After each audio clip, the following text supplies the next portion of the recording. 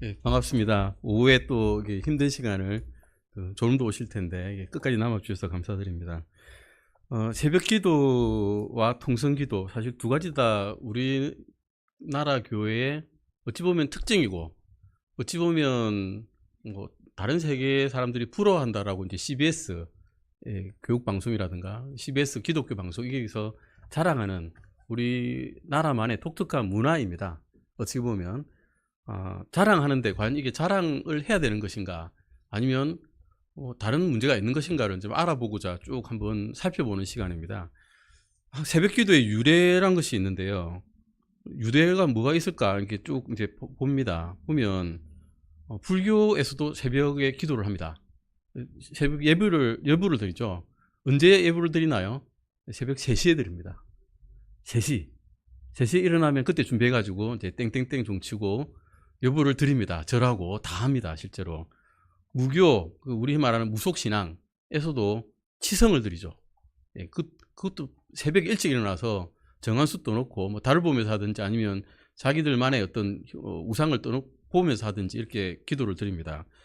도시파루라는 게 뭔가 하면 우리나라는 농경사회였습니다. 농경사회라는 것은 시간이 굉장히 중요합니다. 일하는 시간. 성벽에 문을 닫는 시간은 오후 10시였답니다. 밤 10시. 그리고 문 닫고 문 여는 시간이 언제냐? 새벽 4시입니다. 그때 땡땡땡 종을 치면 그때 나와서 일을 하기 시작하는 겁니다. 농경시대에 일을 하면 오전에 10시만 넘어가도 일을 못합니다. 오전 10시 넘으면 너무 뜨거워서 일을 못하거든요. 그러면 그 전에 일을 다 끝내야 됩니다. 보통 우리 큰 집에 보니까 8시 전에 일을 다 끝내시더라고요. 새벽에 일에 나와가지고 벼농사를 다 끝내시더라고요.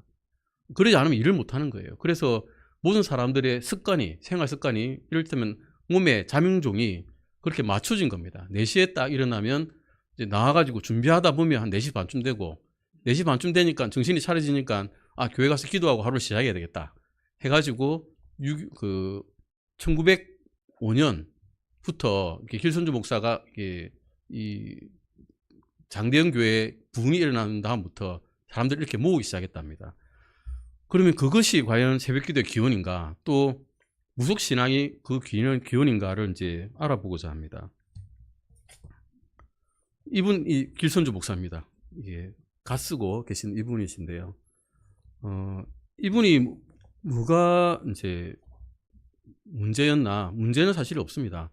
한국 교회 새벽기도의 시작 보시면 이것이 이제 한국 기독교와 역사책이라는 거예요. 25호에 나와 있습니다. 2006년도에 발간된 건데요. 선도의 수행자, 선도라는 것은 도교죠. 도교입니다. 도교는 도사들 있잖아요. 구름 타고 다니는 그런 도사들, 그런 도교를 수행하였던 내가 도교를 열심히 수행하면 내가 신선이 된다. 이런 것을 주장했던 그런 사람들이었는데 이런 수행자였습니다. 길선주 목사가. 이게 목사가 되기 전에. 그의 동료들이 청일전쟁 이후에 개종을 하고 평소에 자기들이 그 수행을 했거든요. 도교에서 새벽에 일찍 일어나서 기도하고 통성기도하고 새벽기도하고 이러면서 큰 소리로 부르짖었던 겁니다. 그 기도의 대상이 이제 바뀌어버린 거죠. 예전에는 하나님을 믿기 전에는 도교에 있는 신선들을 크게 부르면서 나에게 접해달라고 이렇게 불러짓던 사람들이 이런 하나님을 알게 난다면 하나님을 상제라고 부르면서 그 상제님이시여 나를 도와주시옵소서 이렇게 하면서 부르기 시작했던 겁니다. 그래서 1905년 전후에 사경회에 도입을 해가지고 1909년 전후에 교회 프로그램인 기도회로 만들기 시작했다는 겁니다. 그때는 성경이 두 가지가 있었답니다. 상제라고 부르는 성경이 있었고 한글 성경이 아니라 한문 성경이니까요. 하나님이라고 부르는 성경이 따로 있었답니다. 그래서 두 가지가 있는데 그중에 상제 성경을 선택해가지고 읽었기 때문에 상제민이라고 부르면서 크게 기도를 했는데 새벽에 이분이 기도를 하다 보니까 갑자기 길선주야는 부르는 음성이 들렸답니다. 자기 귀에. 그러면서 온몸이 이제 뜨거우시면서 불덩이처럼 달아올라서 더욱 기도에 힘썼다라는 기록이 이제 남아 있습니다. 이런 체험 때문에 이분은 아마 새벽에 기도하는 것이 가장 좋을 거다라고 생각하고 새벽 기도를 시작했고 부흥운동 이후에는 더욱더 이 운동이 확산돼 가지고 1907년 이후에는 본인이 이제 심호하는 교회 모든 교회에 다 자기 제자들이 심호하는 교회까지도 전부 다 이 새벽 기도를 해라고 거의 강제하다시피 시켰다고 합니다. 이분이 예전에는 또 관성교라 해가지고 관우를 섬기는 도교에 심취했었답니다. 그래서 근데 여기서 아무리 불러봤자 관우가 대답을 합니까? 관우가 대답할 리가 없죠. 죽은 사람인데.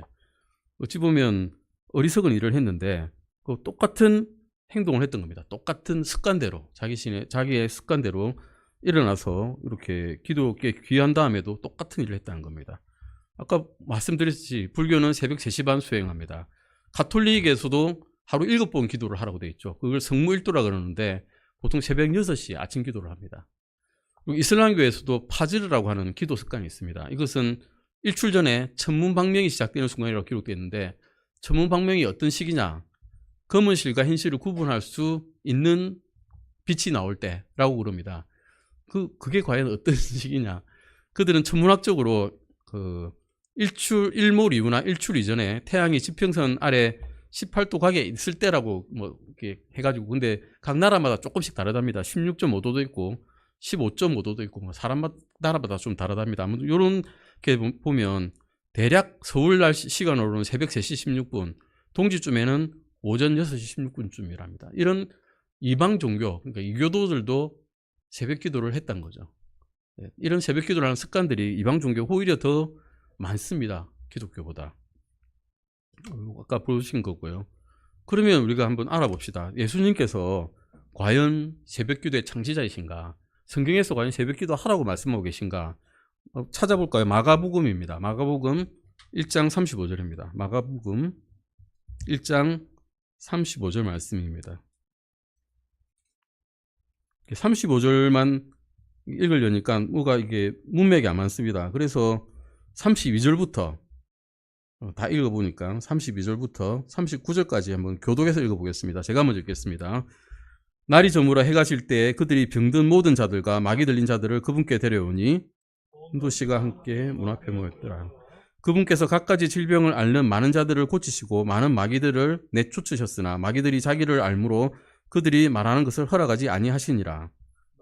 특히 신전 새벽에 그분께서 일어나 나가서 외진 곳으로 떠나 거기서 기도하시더라. 시몬과 또 그와 함께 있던 자들이 그분의 뒤를 따라가서 그분을 만난 뒤 그분께 이르되 모든 사람이 주를 찾고 있나이다 하매 그분께서 그들에게 이르시되 우리가 다음 고을들로 들어가자. 내가 거기서도 선포하리니 그런 까닭으로 내가 왔노라 하시고 그들을 선포하시고 마귀들을 내쫓으시니라. 예, 여기까지 보시면 분명히 주님께서는 날이 밝기 훨씬 전 새벽에 일어나서 기도하셨다는 기록은 있습니다. 그런데 왜 그렇게 하셨을까? 전후 사정을 잠깐 보겠습니다. 보시면 날이 저물었습니다. 유대인들의 하루는 아침에 해가 뜰 때 시작돼 가지고 저녁에 해가 질 때 끝납니다. 그게 하루입니다. 그러니까 정확하게 말하면 새벽 기도가 아니죠. 만약 하루에 날을 시작하는 기도라 그러면 새벽 기도가 될 수가 없습니다. 그냥 저녁 기도가 돼버립니다. 그러니까 이게 일단 하루에 날을 시작하는, 우리가 통상적인 날을 시작하면서 하는 기도다라고 하는 정의는 일단 맞지가 않고요. 그 다음에 주님께서 이렇게 새벽에 기도하신 이유를 보니까 날이 저물었습니다. 깜깜합니다. 그런데 병든 자들이 주님 앞에 막 모였습니다.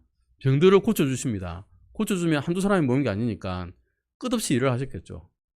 끝없이 계속해서 일을 하셨습니다. 계속 고쳐주신 거죠. 그런데 계속 고쳐주다 보니까 시간이 없습니다. 기도할 시간이 없습니다. 아예.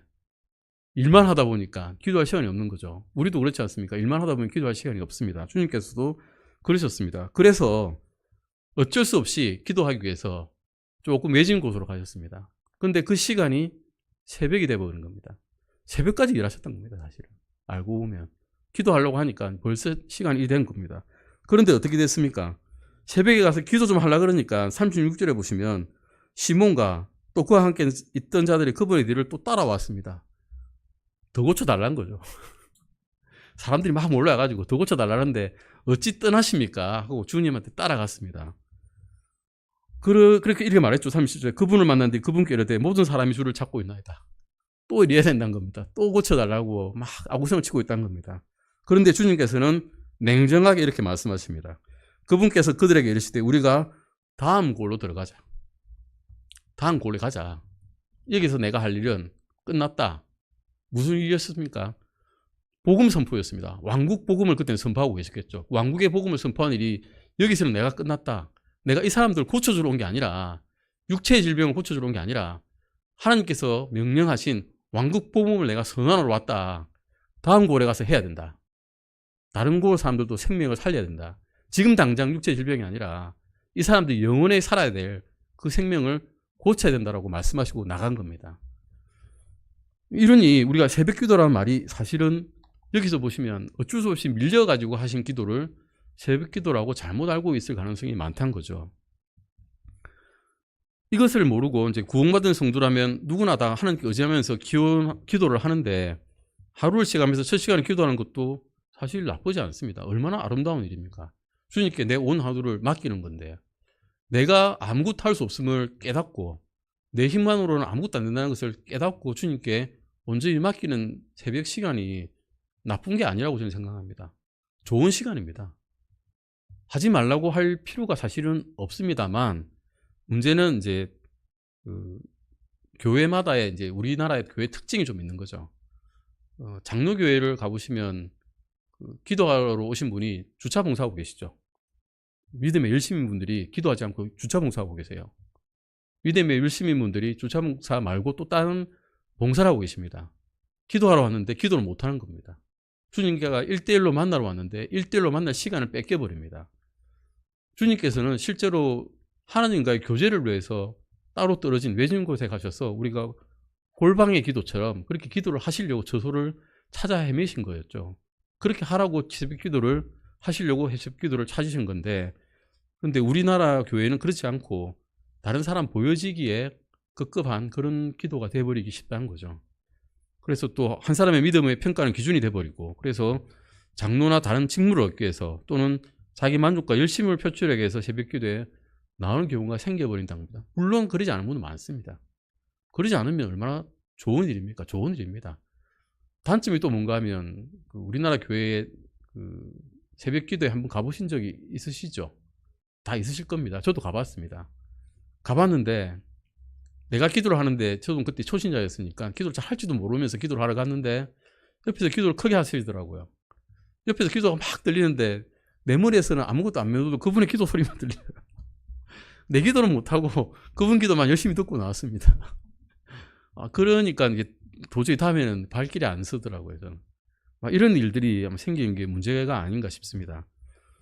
아까 말씀드린 대로 주님께서는 하루를 시작해서 새벽 기도하신 게 아니라 기도할 시간을 낼 수 없어서 제자들도 방해가 되거든요.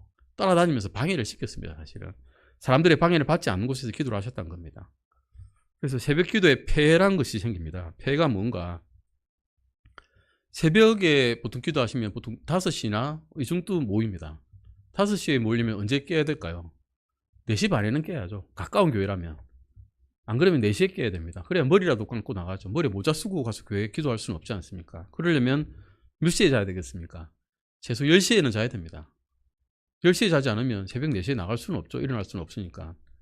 그러면 사회생활하고 한 8시까지 회사에서 일하고 온 사람이 2시간의 시간을 가지고 자기 집안을 온전히 돌보면서 자기 일을 다 충족하게 하고 10시에 잘 수 있겠습니까? 그럴 수는 없는 겁니다. 사람의 시간이 제한이 있기 때문에. 그래서 일반적인 온전한 가정생활과 사회생활을 하기가 힘들다는 겁니다. 행위를 믿음의 척도로 삼습니다. 이 나와서 봉사하지 않으면 좀 이상한 사람이네, 이렇게 옆에서 주위에서 보니까 성경의 진리를 통해서 이 생활에 또는 믿음의 척도로 삼으려고 하지 않고 행위를 통해서 믿음의 척도로 삼으니, 또는 새벽 기도를 통해서 하늘에서 직통 계시를 뭔가 받으려고 하니까 성경의 진리를 알 도리가 없는 겁니다. 책 볼 시간이 없다는 겁니다. 한마디로 성경 읽을 시간이 없다는 거죠. 또 이렇게 성경이라는 게 굉장히 논리적이거든요. 사람을 논리적으로 만듭니다. 책을 읽으면. 이런 이유로 저렇게 이렇게 된다는 것을 가르쳐 주시는 건데, 이런 판단하고 사고 기능을 막아버리니까 비이성적이고 비상식적인 일들이 교회 안에 많아져 버리는 겁니다. 특별 새벽 기도라는 것을 또 만들었습니다. 이게 이름을 책에는 안 적어놨던데 미엄시엇 교회입니다. 미엄시엇 교회. 밝을 명자를 쓰죠. 그 교회 김시엇 목사님께서 심호하고 계신 텐데 다 아실 겁니다. 대부분. 이분이 이제 세계교회 협의회라는 총회를 준비를 했습니다. WCC죠. 우리가 말하는. 온갖 교파들을 다 끌어모아가지고 우리 종교의 올림픽을 하자고 그랬습니다. 종교가 무슨 무슨 올림픽을 할 수 있는 그런 종목입니까? 종교가 여러 길을 달려서 한 곳에 모이는 그런 게 아니지 않습니까? 길은 하나인데 다른 길에서 온 것들도 다 산 정상에 올라갈 수 있다는 그런 믿음을 가지고 모이는 종교 올림픽을 준비하신 분이 하는 이런 특별 새벽 기도회. 언제 그러면 특별 새벽 기도회가 제일 많이 모이냐? 시험 치기 전에. 예, 고등학교 3학년 시험 치기 직전, 대입 시험 직전에 제일 많이 모입니다. 한 달 내내 다 모여서 기도를 하는 거죠. 우리 자식 잘 되게 해주십사. 예, 그 틀린 건 아니죠, 사실은. 주님께서 기복주의라는 아니지만 원하는 것은 주님께 기도하라 하셨으니까, 에스크니까, 요청하라 하셨으니까 요청은 되는데, 그 요청은 낮 시간에도 할 수 있지 않습니까? 낮에도 할 수 있습니다. 우리가 길 가다가도 하나님께 요청할 수 있습니다. 저 같은 경우는 위험한 일 있으면, 저는 위험한 일이 좀 많거든요. 위험한 작업이 많습니다. 그러면 항상 기도합니다. 제발 이것 좀 잘 되게 해주십시오. 기복주의자라고 생각하실지도 모르지만 그렇지 않고서는 나아갈 수가 없습니다. 한 발도 나갈 수가 없습니다. 나갔다가 사고 납니다. 그리고 사고 날 것도 막아주십니다. 사실은. 그런 경우를 너무나 많이 경험했기 때문에 기도하지 않고서는 갈 수가 없습니다. 하지만 이런 것들은 일상에서도 할 수 있습니다. 새벽에 특별히 나가지 않더라도 할 수 있고, 오히려 만약에 새벽에 가고 싶으시면 일상에서 기도하지 않던 것들을 위해서 기도하시면 될 것 같습니다. 일상에서 기도하지 않는 것들 위해 무엇입니까? 사실은 저 같은 경우는 나라와 민족을 위해서 잘 기도하지 않습니다. 일상에서 제 앞가림이 바쁘기 때문에 그런 걸 통해 기도하기 어렵습니다. 북한을 위해서 기도하지 않습니다. 평시에 하지 않습니다. 그런 게 생각나시면 특별히 새벽 시간 하시는 거 좋을 것 같습니다. 그럴 때는 시간이 나니까요. 내 영이 더 맑은 상태에서 할 수도 있고요. 하지만 한국의 특별 새벽 기도는 오순절이나 은사주의 기복신앙의 분출구일 가능성이 훨씬 많습니다. 많은 신도들이 모이지만 얼마나 주님께서 기뻐하시는 기도를 하고 계신지는 저도 잘 모르겠습니다. 또 이분이 심무하시는 교회가 종교 통합을 강조하고 신비주의를 또 조장하고 과거에 유대인들이 행한 것처럼 무지 속에서 성도들을 파멸로 몰아가면서까지, 즉 재산 다 내놔라, 이 정도거든요. 너희 있는 걸 다 내놔라 하면서까지 교회 성장을 하고 싶어하는 이런 교회가 과연 올바른 행위인지는 의문입니다. 사도 바울은 이렇게 경고하고 있습니다. 로마서 잠깐 보실까요? 로마서 10장 1절에서 4절입니다. 로마서 10장 1절에서 4절까지입니다. 같이 한번 읽어보시겠습니다. 로마서 10장 1절에서 4절입니다. 같이 읽으시겠습니다. 형제들아, 내가 이스라엘을 위해 마음의 소원을 두고 하나님께 기도하노니 이것은 그들이 구원을 받게 하려 함이라. 내가 그들에 대해 증언하노니 그들이 하느님에 대한 열심은 가지고 있으나 그것은 지식에 따른 것이 아니니라. 그들이 하나님의 의를 알지 못한 채 자기 자신의 의를 세우려고 힘쓰면서 하나님에 의해 복종하지 아니하였느니라. 그리스도께서는 믿는 모든 자에게 의가 되시기 위해 율법의 끝마침이 되시느니라. 아멘. 예, 믿는 모든 자에게 의가 되기 위하셔서 율법에 대해서는 이제 끝내신 바 됐다고 말씀하고 계십니다. 우리 예수님께서는 이런 종교 지도자에 대해서 어떻게 경고하고 계십니까? 마태복음 7장 21절에서 23절 말씀입니다. 같이 보시겠습니다. 마태복음, 물론 이 말씀은 유대인들에게 주신 말씀이지만, 유대인 종교 지도자에게 주신 말씀이지만 우리 시대에 적용이 충분히 될 수 있는 말씀이라고 봐도 될 것 같습니다. 마태복음 7장 21절에서 23절입니다. 같이 읽어보시겠습니다. 내게 주여 주여 하고 말하는 자가 다 하늘의 왕국에 들어가지는 아니하고 하늘에 계신 내 아버지의 뜻을 행하는 자라야 들어가리라. 그날에 많은 사람들이 내게 이르기를 주여 주여 우리가 주의 이름으로 대언하지 아니하였나이까? 주의 이름으로 마귀들을 내쫓지 아니하였나이까? 주의 이름으로 많은 놀라운 일들을 행하지 아니하였나이까 하리니 그때 내가 그들에게 밝히 말하되 내가 너희를 결코 알지 못하였노라. 불법을 행하는 자들아 너희는 내게서 떠나라 하리라. 아멘. 이것이 주님께서 경고하신 말씀입니다. 새벽 기도가 그럼 미국에서는 할까요? 예, 아까 목사님께서 말씀하셨듯이 무디라든가 스펄전이라든가 많은 유명한 기독교인 목사님들께서는 새벽 기도를 본인 하실지 모르겠지만 모든 사람들이 모여가지고 기도하라고 강조하신 분은 한 분도 없었습니다. 지금 미국에서는 왜 새벽 기도를 안 할까요? 물론 한국인 목사님이 계신 데는 하는 데도 있습니다. 예, 한국 목사님인데 다 해요. 또 시킵니다. 하지만 대부분의 미국 교회에서는 잘 하지 않는 이유가, 첫 번째는 출근 시간 빠릅니다. 학교도 7시까지 가요. 애들이. 부모님이 데려다 줘야 돼요. 그 새벽 기도에 언제 갑니까? 갈 시간이 없으니까 그렇고, 맞벌이 부부도 많고, 대중교통이 별로 없습니다. 대중교통이 없으니까 본인이 차를 태워줘야 되니까 새벽에 시간을 낼 수가 없는데, 이것보다 더 중요한 이유가 기복주의 중인 신앙을 몇몇 교단들 빼고는 교회에서 안 가르칩니다. 이거 이런 거 하면 주님께서 복 주실까? 이거 안 가르칩니다. 근본주의적인 신앙을 가르치는 겁니다. 순종의 실천을 가르칩니다. 주님께서 이렇게 말씀하시니 지켜라 라고 가르치는 겁니다. 다른 말로 뭐 개인적인 내가 위급한 일, 당장 내일 시험 쳐야 되는데 새벽에 좀 기도하면 안 될까요? 이거는 본인은 나가서 하면 되지만 다른 사람들까지 다 모아서 할 필요는 없다는 거죠. 구태여 교회 따로 모여서 기도할 필요는 없다는 것입니다. 또한 말씀을 벗어난 기도는 하느님께서 미워하신다라는 성경의 결론이 있습니다. 같이 한번 읽어보실까요? 이게 적어놨습니다. 잠언 28장 9절입니다. 사람이 자기 귀를 돌려 율법을 듣지 아니하면 그의 기도조차 가증한 것이 되리로다. 책을 읽지 않으면, 성경을 읽지 않으면서 기도만 냅다 하면 너희가 도대체 지식이 없는도다.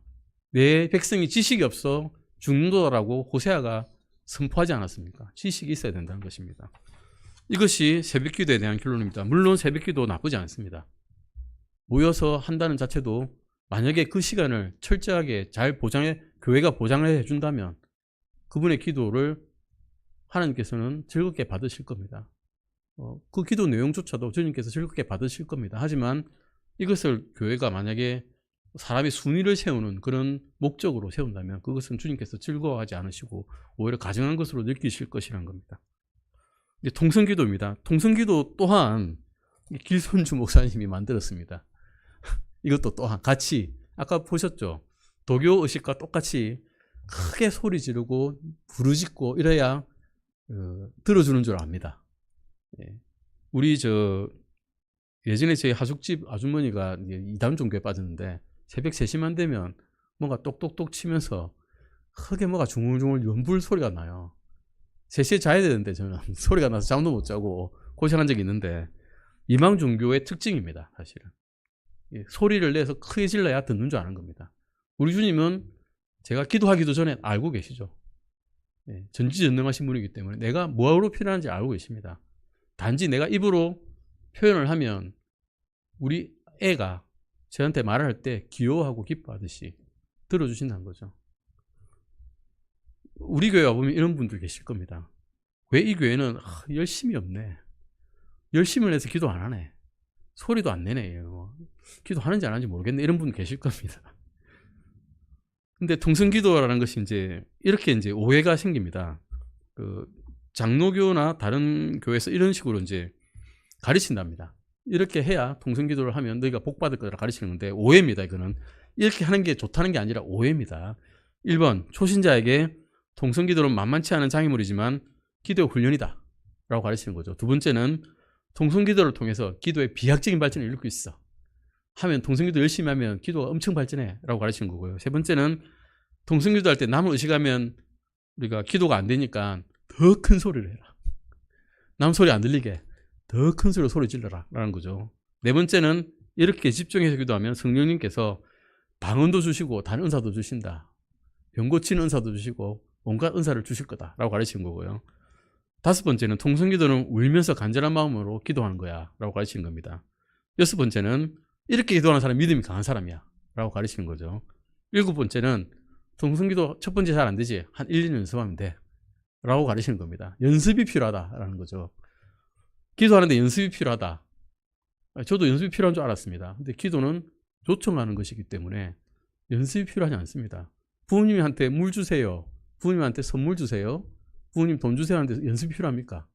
연습 필요하지 않습니다. 그냥 가서 주세요 하면 됩니다. 여덟 번째, 은혜 받는다라는 건 뭐냐? 어떤 거냐면 이렇게 가르친답니다. 찬양하다가 기도하다가 말씀 듣다가 몸에 소름이 돋는답니다. 그래야 네가 성령 받은 거야 라고 가르치는 겁니다. 요약하면 통성기도도 새벽기도와 똑같이 지성이면 감천이다라는 거와 똑같습니다. 열심히 해야 얻는다. 행위구원입니다. 사실은 알고 보면. 모르겠습니다. 구원을 그렇게 가르치지는 않는지 모르겠지만 기도의 응답이라든가 어떤 은사를 받는 것을 내가 열심히 해야 주신다라고 가르치는 것도 또한 행위에 의한 어떤 주님께서 은사는 주시는 건데 그냥 행위를 해야 주신다라고 가르치는 잘못된 믿음입니다. 통성기도 꼭 해야 되나요? 라고 이렇게 쭉 앞에 그 책에 보시면 질의문답이 있는데 똑같이 이런 오해를 가지고 질의문답을 해놨더라고요. 그래서 이거는 제가 따로 읽을 필요는 없을 것 같고요. 통성기도의 유래를 보시면 어떻게 유래가 되는가 하면 여기 길선주 목사님이 심화하는 장대현 교회에 가서 맥훈 선교사님이 봤는데 이렇게 기술하고 있습니다. 예배당 안에 있는 교인들이 거의 모두가 큰 소리로 기도를 드리고 있었다. 놀라운 광경이었다. 어떤 이는 울고 있었고 어떤 이는 하나님께 자신의 제목을 나열해가며 농서를 빌고 있었다. 모두가 성령 충만을 간구하고 있었다. 많은 소리가 있었음에도 전혀 혼란스럽지 않았다. 모두가 일사불란했고 완벽한 조화를 이루었다. 통성기도의 음성은 신비로운 조화와 여운을 가지고 있었으며 통의 울음은 성령의 임재에 압도되는 영혼의 넘치는 찬양의 물결 같았다라고 평가를 하고 있었습니다. 선교사님은 아마 조금 색다른 관행이라고 보시고 이렇게 좋게 평가를 하셨지만 이런 현상은 이교도들의 몸에 더 많습니다. 이단에 많죠. 예, 울부짖고 치유 집회 한다면서 막 뱅뱅이를 돌고 춤을 추고 이런 은사들이 이런 은사가 있다면서 이런 행위들이 이단교에 훨씬 많습니다. 우리 세계를 따라서 유행하는 그런 프로그램 보시면 이슬람에서 뺑뺑이를 도는 춤이 있죠. 무아징에 이르는 춤입니다. 뺑뺑이를 돌다 보면 머리도 혼미해지고 정신이 없어지고 머리에 피가 다 빠져나가지고 창백해질 정도 되면 쓰러질 정도 되면 이제 접신한다 그러죠. 예. 사람을 무아징에 빠지게 만들어서 사탄이 들어가기 쉽게 만드는 겁니다. 마귀가 들어가기 쉽게. 머리를 비우면 어떻게 됩니까? 예. 제일 잘 들어가는 게 성령님이 아닙니다. 마귀가 들어갑니다. 마귀가. 깨끗하게 청소되어 있으니까 어땠습니까? 머리에 마귀가 먼저 더 악한 영을 끌고 와서 들어가지 않았습니까? 이렇게 되는 겁니다. 이게 1907년에 평양 대붕 요즘에 말하는 에즈버리 대학교의 대붕도 거의 비슷한 형태의 은사주의 대붕입니다.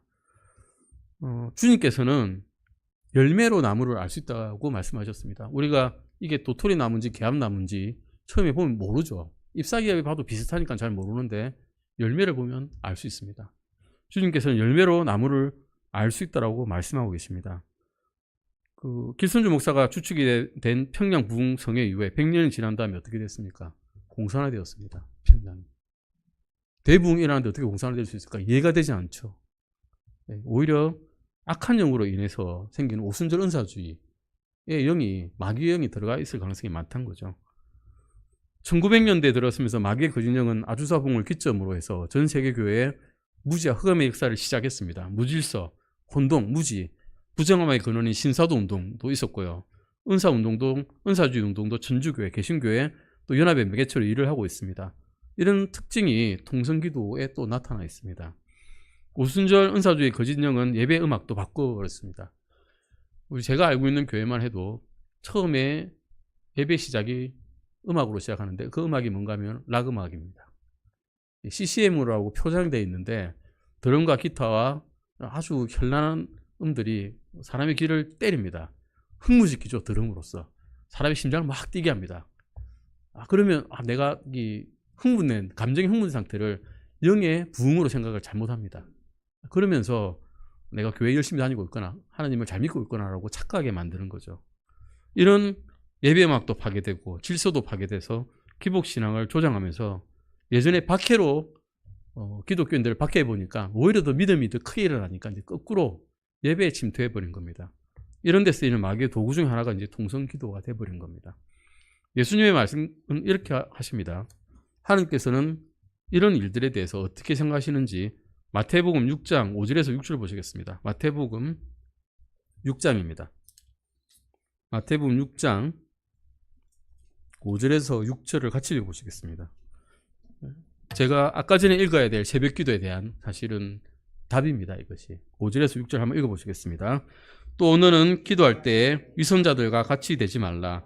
그들은 사람들에게 보이려고 회당과 거리 모퉁이에 서서 기도하기를 좋아하느니라. 진실로 내가 너희에게 이르노니 그들은 자기 보상을 받았느니라. 오히려 너는 기도할 때에 내 골방으로 들어가 내 문을 닫고 은밀한 가운데 계시는 내 아버지께 기도하라.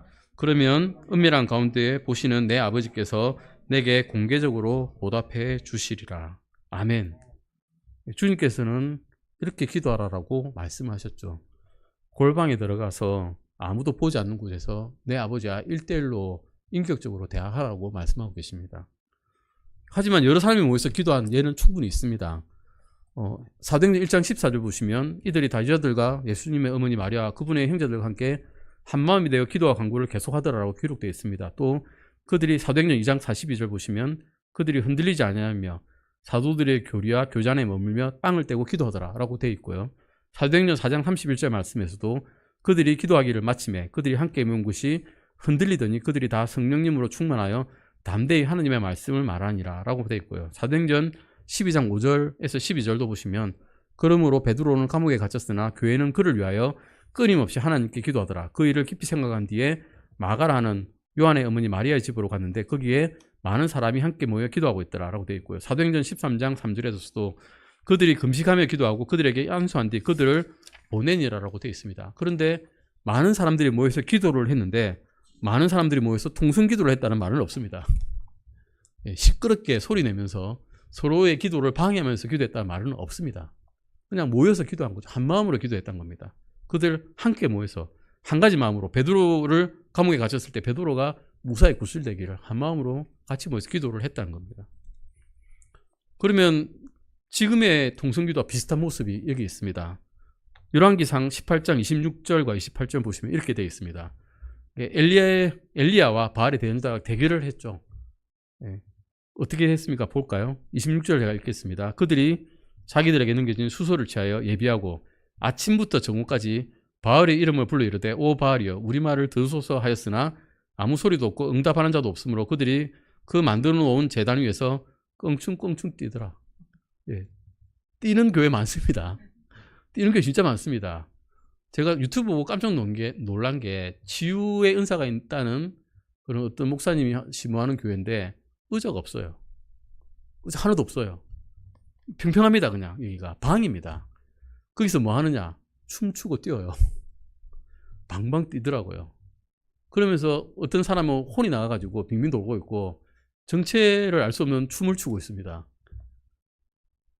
모르는 사람이 봤으면 미친 사람들 아니야?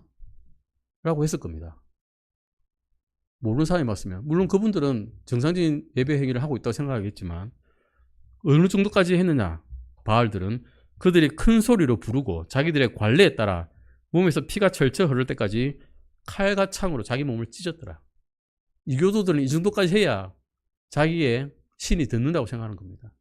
내 몸을 찢기고 내 몸을 고문을 해야 들어준다고 생각하고 했는데 어떻게 됐습니까? 들어주지 않았죠. 우상이 들을 수가 없습니다. 눈도 없고 귀도 없는데 어떻게 듣습니까? 고린도 교회 무질서도 보겠습니다. 고린도전서 14장 23절입니다. 한번 같이 읽어보실까요? 그러므로 온 교회가 다 같이 한 곳에 모여 모두 타 언어들로 말하면 배우지 못한 자나 믿지 않는 자들이 들어와서 너희가 미쳤다고 하지 아니하겠느냐. 32절에서 34절입니다. 대언자들의 영은 대언자들에게 통제를 받나니 성도들의 모든 교회에서처럼 하나님은 혼란의 창시자가 아니요 화평의 창시자시니라. 너희 여자들은 교회들 안에서 잠잠할지니 말하는 것이 그들에게 허락되지 아니하였고 또 율법도 말하는 바와 같이 그들은 순종하도록 명령을 받았느니라 라고 기록되어 있습니다. 고린도 교회에는 방언이 많았습니다. 방언을 지금 말하는 천사들의 언어로 생각할 필요가 없습니다. 유대인들은 타나 지역에 많이 떨어져서 살았습니다. 이집트에 사는 사람도 있었고 오히려 저 스페인 지역에 사는 사람도 있었고 아프리카에 사는 사람들 오히려 더 멀리 떠나서 지금의 그 대략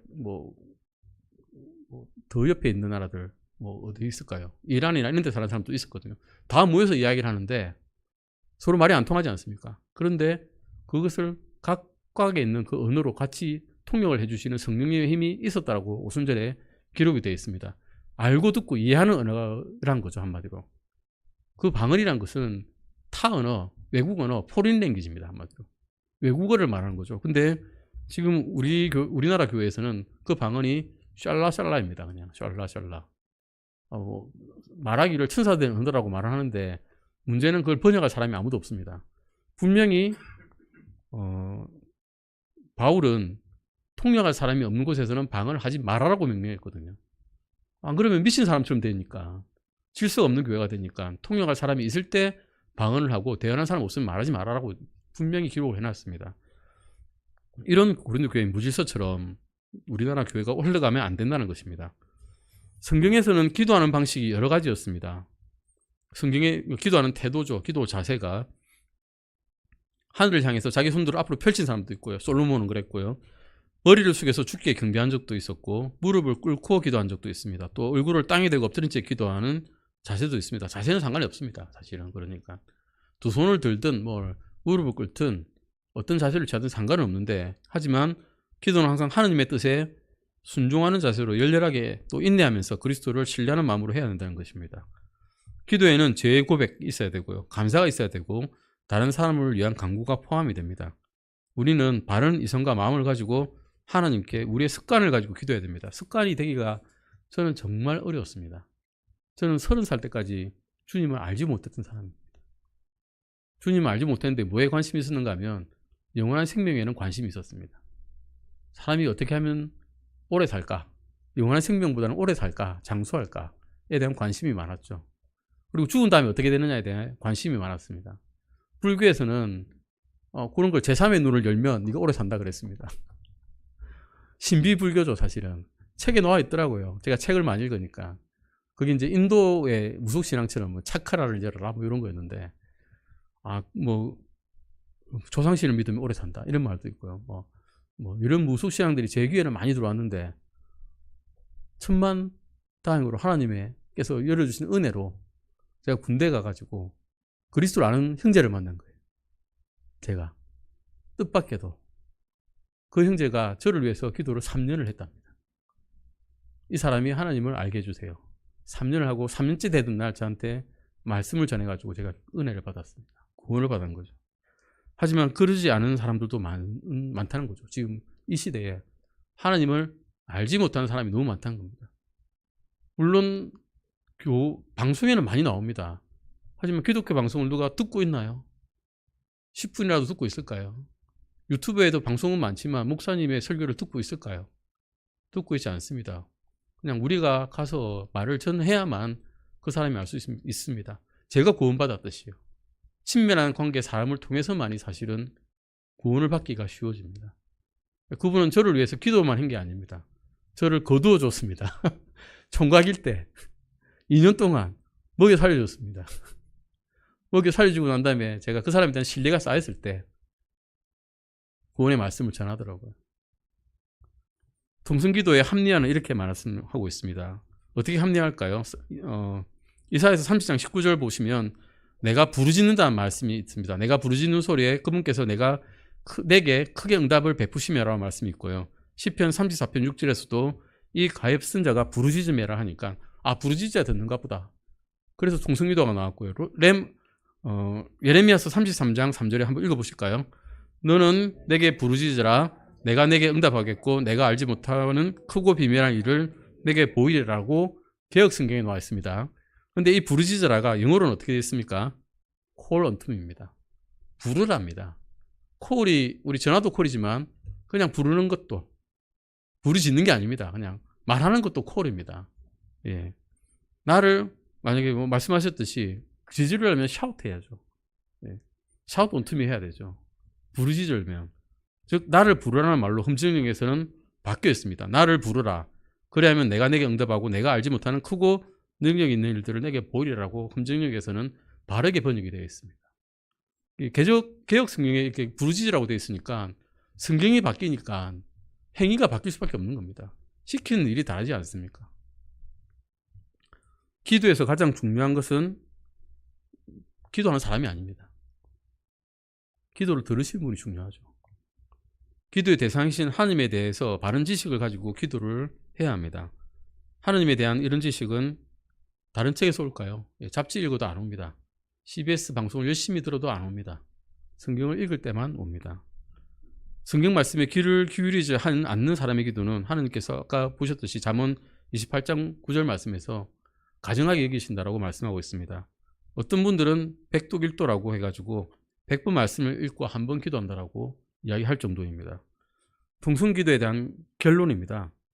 하나님께서는 혼동의 하나님이 아니시란 겁니다.